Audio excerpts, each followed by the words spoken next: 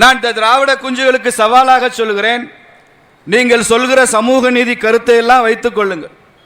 பெண்ணுரிமை, தீண்டாமை ஒழிப்பு, பெண் கல்வி, ஜாதி சமத்துவம், ஜாதி ஒழிப்பு, பகுத்தறிவு, மூடநம்பிக்கை ஒழிப்பு, எதை வேண்டுமானால் எடுத்து பட்டியல் வச்சுக்கோங்க. உங்கள் தலைவர்கள் எல்லாம் சொன்னதெல்லாம் வரிசையாக பட்டியல் எழுதுங்க. உங்கள் தலைவர் இதை பற்றி கருத்து சொன்னாரோ அதற்கு 50 ஆண்டுகளுக்கு முன்னால் அதை பேசியவன் சுப்பிரமணிய பாரதி என்பதை என்னால் நிரூபிக்க முடியும். பாரதி சொல்லாத எதையும் இந்த பதர்கள் எதையும் சொன்னதில்லை என்பதுதான் நமது வாதமே. ஒரு தேசியவாதி சொல்லாத எந்த சமூக நீதியையும் சமூக நீதி கருத்தையும் இவர்கள் பேசியதே இல்லை. பிராமண சாபத்திற்கு ஆளாகாத, பிராமணர்கள் ரத்தம் சிந்தக்கூடாது, பிராமணர்களை மதிக்கணும். ஏனென்றால் அவர்களெல்லாம் ஆச்சாரியார்கள், மகான்கள், தவசீலர்கள், ஒழுக்க வாழ்க்கை வாழ்பவர்கள். அவர்களை போற்றி பாதுகாக்க வேண்டிய ஒரு கடமை மற்ற சமுதாயத்திற்கு இருக்கிறது. அவர்களெல்லாம் எண்ணிக்கையை பலமாக கொண்டவர்கள் அல்ல. பிராமணர்களுக்கு எண்ணிக்கை பலம் இல்லை. 1% 2% தமிழ்நாட்டில் இருக்கிறதுனால தான் எனக்கு இவ்வளவு பேச்சு பேசுகிறாங்க. எல்லாம் இங்கே உத்தரப்பிரதேசத்தை போய் பிராமணை எடுத்து பேச சொல்லுங்க, 12% ஓட்டு வெட்டிடுவான். அதனால 12% ஓட்டுன்றது ரொம்ப பலமான வாக்கு வங்கி. தமிழகத்தில் ஏன் இவ்வளவு பேச முடியுதுன்னா எண்ணிக்கை பலவீனம் என்று நினைக்கிறார்கள். எண்ணிக்கை பலவீனமாக இருக்கலாம், எண்ணம் பலமானது என்பதை நாம் மறுபடி நிரூபிக்க வேண்டும் அவர்களுக்கு. இந்த எண்ணம் பலமானது. பிராமண சமூகம் நடத்துகிற இந்த மாநாடு, பிராமண சமூகத்திற்காக திரு அர்ஜுன் சம்பத் அவர்கள் நடத்துகிற இந்த மாநாட்டில், உண்ணாவிரதத்தில்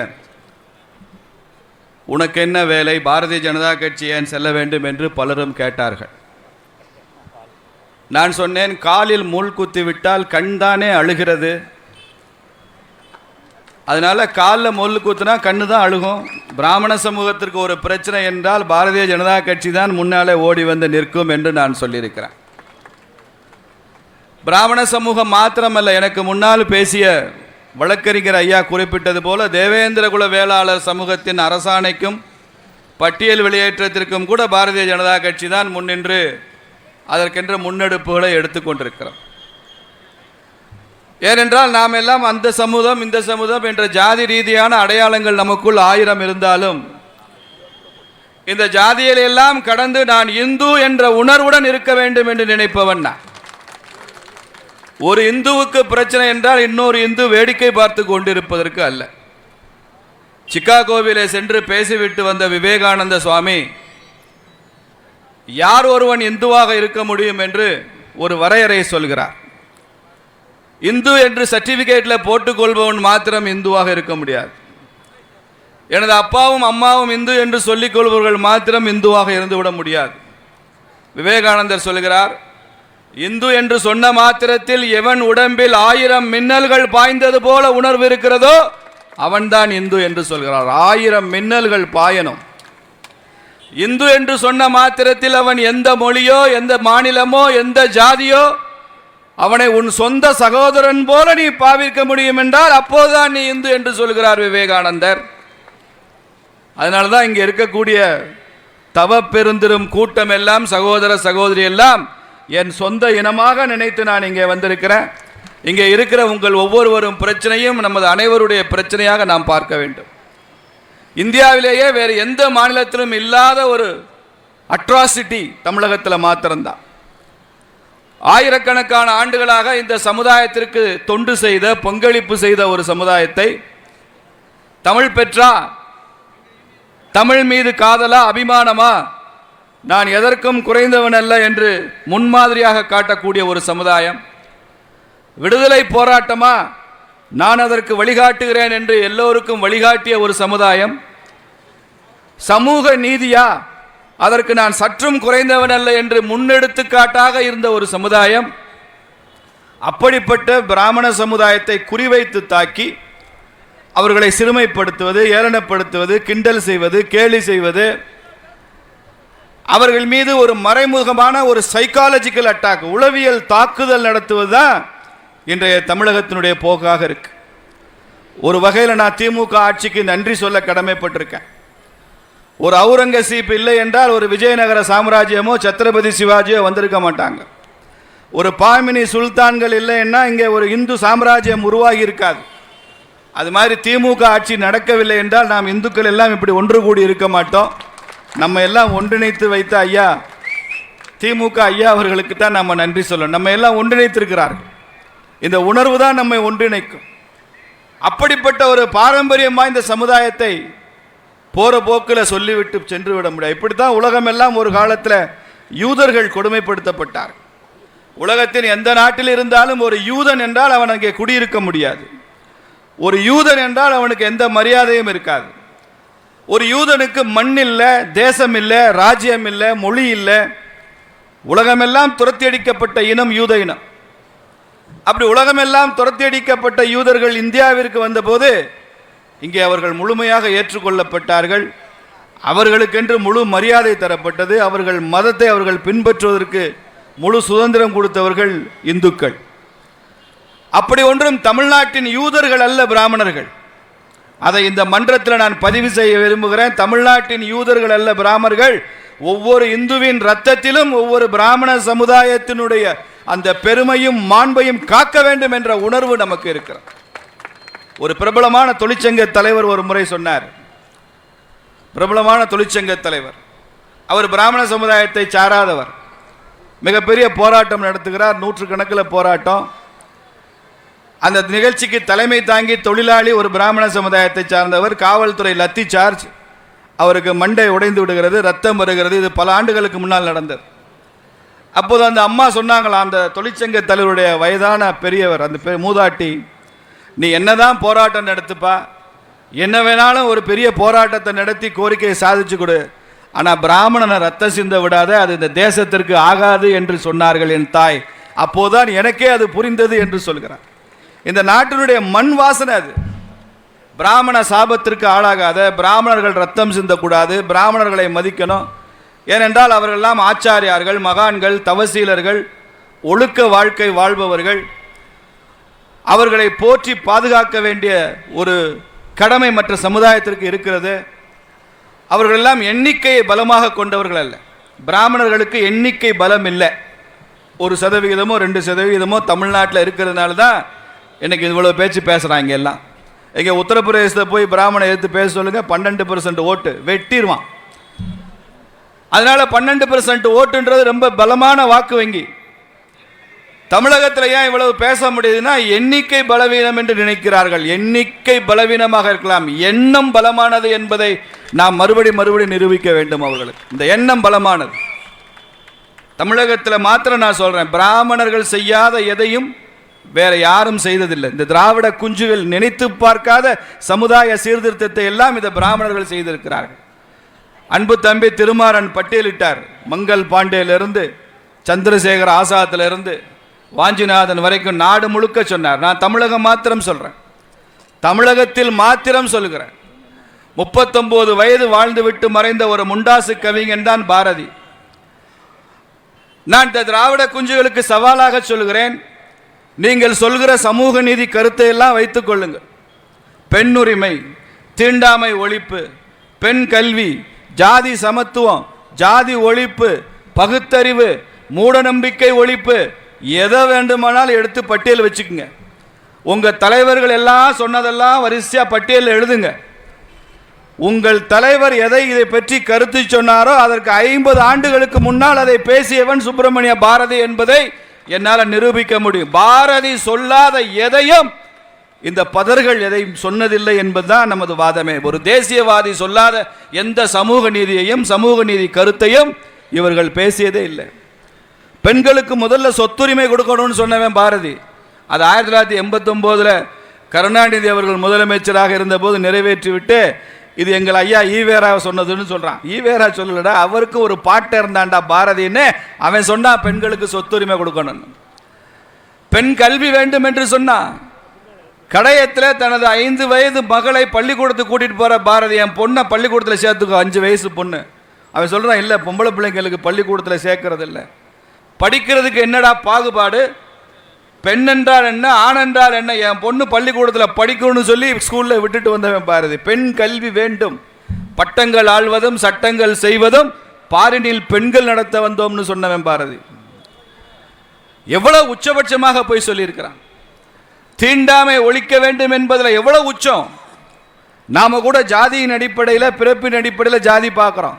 பாரதி தகுதியின் அடிப்படையில் ஜாதி பார்த்தவன், குவாலிட்டி அடிப்படையில் ஜாதி பார்த்தவன். அதனால தான் சொல்கிறேன், 63 நாயன்மார்களில் நந்தனார் முக்கியமான ஒரு நாயன்மார். அவர் என்ன சமுதாயம் நமக்கெல்லாம் தெரியும். அந்த நந்தனாரை பற்றி பாரதி சொல்றான், நந்தனை போல் ஒரு பார்ப்பான் நான் நானிலத்தில் கண்டதில்லைன்னு சொல்றானே. இதை விட வேற என்ன வேணும்? கனகலிங்கம் என்ற ஒரு பட்டியல் சமுதாய இளைஞனுக்கு நீயும் பிராமணன் தாண்டான்னு சொல்லி பூணூல் போட்டவையா பாரதி. இது யார் செஞ்சிருக்காங்க அந்த நாட்டில்? பூணூல் அணிவது ஒரு மனிதனை உயர்த்துவது என்றால் அது எல்லோரையும் உயர்த்த வேண்டும் என்று சொன்னது. பூணூல் அறுக்கிறது இல்லை, தாலி அறுக்கிறது, பூணூல் அறுக்கிறது. இதெல்லாம் பாரதிய ஜனதா கட்சிக்கோ இந்த நாட்டினுடைய பாரம்பரியத்தை விரும்புவதற்கோ ஏற்புடையது இல்லை. உங்க திராவிட குஞ்சுகளுடைய கலாச்சாரம். அப்படிப்பட்ட ஒரு பெரிய புரட்சியை செய்தவன் அவன் எந்த சாதி, அவன் எந்த சமூக பின்னணியிலிருந்து வந்தவன்? யார் சொல்ல முடியுதில்ல. நீதி கட்சின்னு ஒரு கட்சி காங்கிரஸ் போட்டியிடாதனால ஆட்சியில் இருந்தது. பல பேர் நீதி கட்சின்னா பிராமணர்களுக்கு எதிரான கட்சின்னு நினைச்சுக்கிறாங்க. அப்படி இல்லை. பிராமணர்களுக்கு அரசு வேலையில் அதிகமான பங்கு இருக்கு, எங்களுக்கு வேணும்னு கேட்ட கட்சி தான் நீதி கட்சி. அதில் ஈவேரா போன்றவர்கள் தலை தூக்கும் வரை அப்படிதான் அது போச்சு. அதை நடத்தி கொண்டிருந்த தியாகராஜ செட்டியார் போன்றவர்கள் எல்லாம், சார் பி.டி. தியாகராஜ செட்டியார் அவர் வேத பாடசாலை நடத்தினவர். அவருடைய பர்சனல் செக்ரட்டரியா ஒரு பிராமணர் தான். ஒவ்வொரு ஆண்டும் ஒரு 500 ஏழை பிராமண பெண் குழந்தைகளுக்கு திருமணம் செய்து வைத்தவர் தியாகராஜ செட்டியார். அவருடைய பிரச்சனை அரசு பணிகளில் அதிகமாக இருக்கு, எங்களுக்கு பங்கு வேண்டும்ன்றது தான். இது வெள்ளக்காரன் செஞ்ச சூழ்ச்சி. வெள்ளக்காரன் காலத்தில் முஸ்லீம்களுக்கு இடஒதுக்கீடு, கிறிஸ்தவர்களுக்கு இடஒதுக்கீடு, பட்டியல் சமுதாயத்தை சார்ந்தவர்களுக்கு கூட ஓரளவு இடஒதுக்கீடு கொடுத்தவன் பிராமணர் அல்லாத ஜாதிகளுக்கு இடஒதுக்கீடு கொடுத்திருந்தான்னா வேலையை முடிஞ்சு போச்சு. நீதி கட்சி, திமுக எல்லாம் வந்தே இருக்காது. செயற்கையாக இந்த போராட்டத்தை உருவாக்கணும்.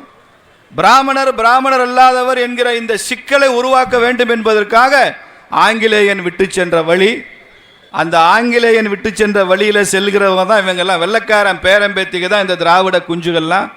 அதனால அதே வழியை இன்னும் பின்பற்றி கொண்டிருக்கிறாங்க, அதே எதிர்ப்பை இன்னும் பின்பற்றி கொண்டிருக்கிறாங்க. இங்க இருந்து வைக்கம்ல போய் போராண்டாராம் ஈவேரா. வைக்கம்ல போய் போராடின ஈவேரா தமிழ்நாட்டில் ஏன் ஒரு போராட்டம் கூட செய்யவில்லைன்னு கேட்டா வாயை திறக்க மாட்டேங்கிறான். வைக்கம் வரைக்கும் போய் போராடின ஈவேரா தமிழ்நாட்டிலேயே ஹரிஜன ஆலய நுழைவு பிரவேசம் வைத்தியநாத ஐயர் தலைமையில் நடந்து செய்ய அதுக்கு ஏன் வரலன்னு கேட்டா பதில் சொல்ல மாட்டேங்கிறான். எங்கே போனார் ஈவேரா?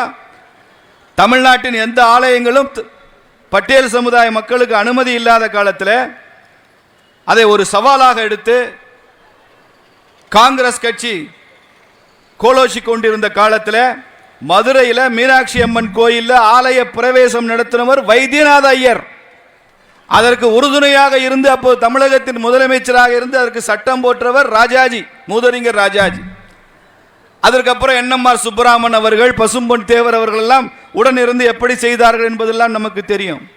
ஆலய பிரவேசத்தை நடத்தி காட்டியவர்கள் பிராமணர்கள். பக்கத்தில் இருக்கிற சிவகங்கையில் ஒரு ஐயங்கார் இருந்தாருங்க. அவருக்கு பேர் என்ன தெரியுமா? ஆச்சரியமா இருக்கும் உங்களுக்கு. ஹரிஜன ஐயங்கார்னு பேர். என்னடா ஹரிஜன ஐயங்கார்? அவர் வீட்டில் நண்பர்கள் எல்லாம் அழைத்து வராண்டால வச்சு சாப்பாடு போட்டாங்கன்னா அவங்கெல்லாம் ஓபிசி எம்பிசி ஜாதின்னு அர்த்தம். உள்ள வீட்டு வரைக்கும் உள்ள கூப்பிட்டு ஹாலில் உட்கார வச்சு மனைவியை வச்சு நல்லபடியாக சாப்பாடு பரிமாறினா அவர் பட்டியல் சமுதாயத்தை சேர்ந்த விருந்தினர்னு அர்த்தம். பட்டியல் சமுதாயம்னா தான் அவர் வீட்டுக்குள்ளேயே அனுமதிப்பார். அதனால அவருக்கு பேரே வச்சுட்டான், ஹரிஜன ஐயங்கார்னு பேர் வச்சுட்டான். எந்த திராவிட குஞ்சு இப்படி பண்ணியிருக்குன்னு ஒருத்தரை நீ காமி, நான் அதுக்கப்புறம் பேச நிறுத்துறேன்.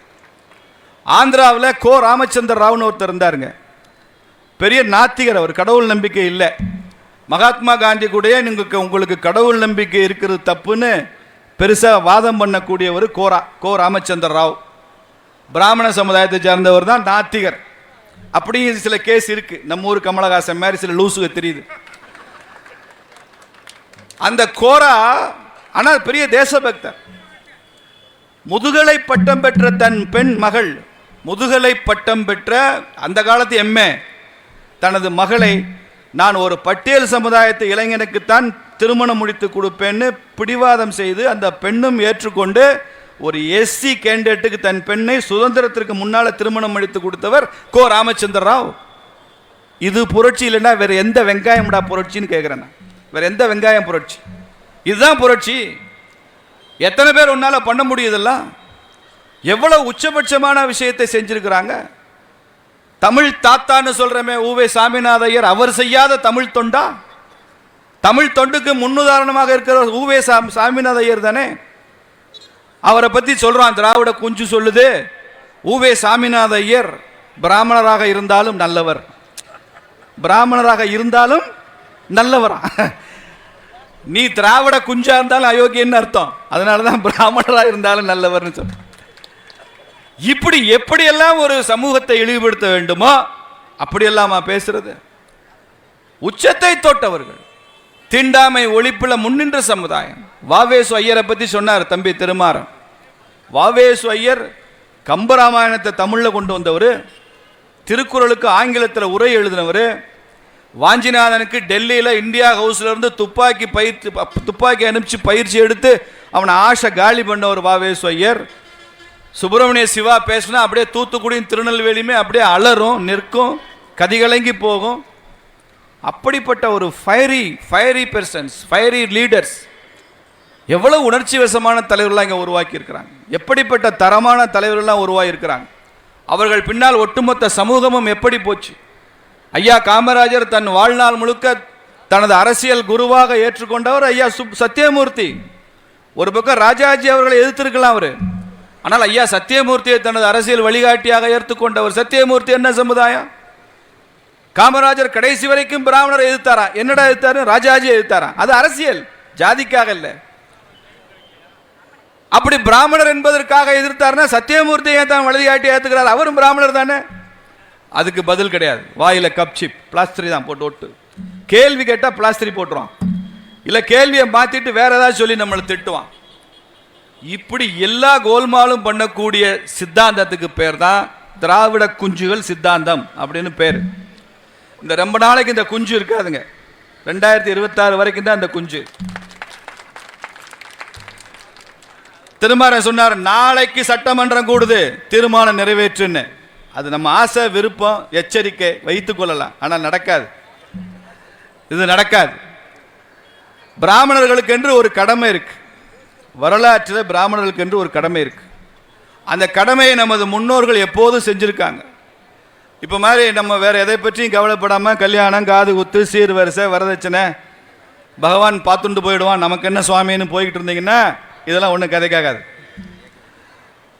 நாடு முழுக்க முகலாயர்களுடைய படையெடுப்பு நடந்த போது, நமது தர்மம் ஆபத்துக்கு உள்ளான போது, எங்கு பார்த்தாலும் மிலேச்சர்களுடைய ஆட்சி கோலோச்சிய போது ஒரே ஒரு பிராமணர் துள்ளி குதித்து எழுந்தார்.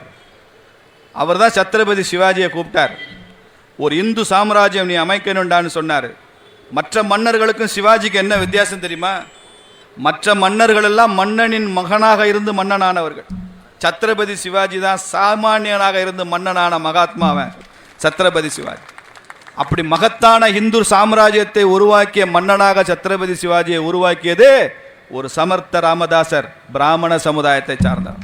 சமர்த்த ராமதாசர் இல்லைன்னா சத்ரபதி சிவாஜி இல்லை. அதே மாதிரி தான் விஜயநகர பேரரசு ஹரிஹரர், புக்கர் என்ற 2 இளைஞர்களை கண்டுபிடித்து அவர்கள் ஏற்கனவே மதம் மாறி சென்ற இளைஞர்களை இந்துவாக மாற்றி அவர்கள் மனதுக்குள்ள போர் நரம்புகள் எல்லாம் அப்படியே உருக்கேற்றி நீ ஒரு பெரிய இந்து சாம்ராஜ்யம் அமைக்க வேண்டும் என்று சொல்லி அவர்களை உருவாக்கி 500 ஆண்டு காலம் தென்னிந்தியாவில் இந்து தர்மம் மறுமலர்ச்சி அடைந்ததற்கு காரணம் குரு வித்யாரண்யர். அவர் பிராமண சமுதாயத்தை சார்ந்தவர். அவர் தான் சிருங்கேரி பீடத்தினுடைய சங்கராச்சாரியாக வந்தார். உலகமெல்லாம் போய் இந்து தர்மத்தை பற்றி சொல்ல வேண்டும். இந்துக்களுக்கு பெருமிதமான உணர்வை உருவாக்க வேண்டும். தன்னம்பிக்கை இல்லாமல் தாழ்வுற்றிருக்கிற இந்த இந்து சமுதாயத்தின் நெஞ்சு நிமிர வேண்டும் என்று நினைத்தவர் ராமகிருஷ்ண பரமஹம்சவர். அவர் தான் விவேகானந்தரை இப்படி உருவாக்கி இன்னைக்கு ரொம்ப பெரிய புரட்சியை செய்திருக்கிறார். அந்த ராமகிருஷ்ண பரமஹம்சர் பிராமண சமுதாயத்தை சார்ந்தவர். எப்படியெல்லாம் உருவாயிருக்காங்கன்னு பாருங்க. ராமகிருஷ்ண பரமஹம்சர் அவர் ஆசிரமத்தில் ஒரே ஒருத்தர் மாத்திரம்தான் எப்போ வேணாலும் உள்ள வரலாம், எப்போ வேணாலும் வெளில போகலாம். அவனுக்கு எந்த விதமான ரெஸ்ட்ரிக்ஷனும் கிடையாது. அவர் யார் தெரியுமா? அதை கூட்டுற தோட்டி வேலை செய்கிற ஒரு சகோதரர் அவர் தான். அவர் என்ன பண்ணுவாராம் பரமஹம்சர், இரவு நேரங்களில் தனது அகங்காரம் குறைய வேண்டும் என்பதற்காக, ஈகோ குறைய வேண்டும் என்பதற்காக பரமஹம்சர் முடி பெருசாக வச்சிருப்பார்.